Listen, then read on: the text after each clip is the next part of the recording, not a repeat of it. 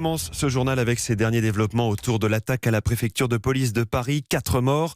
Après 24 heures d'investigation menée par le parquet de Paris, c'est finalement le parquet national antiterroriste qui s'est saisi de l'enquête. On note d'ailleurs la qualification juridique des faits, assassinat et tentative d'assassinat sur personne dépositaire de l'autorité publique en relation avec une entreprise terroriste ainsi que association de malfaiteurs terroristes criminels. Question donc ce matin, pourquoi le parquet antiterroriste a-t-il attendu plus de 24 heures avant de se saisir de l'enquête? Le chef du service police-justice d'Europe 1, Alain Acco, nous l'explique.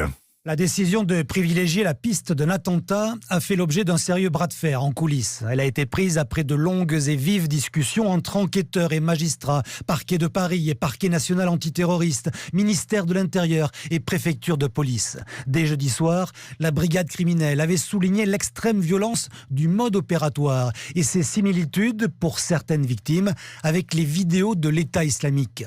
C'était encore insuffisant à ce stade pour attester de la radicalisation du tueur.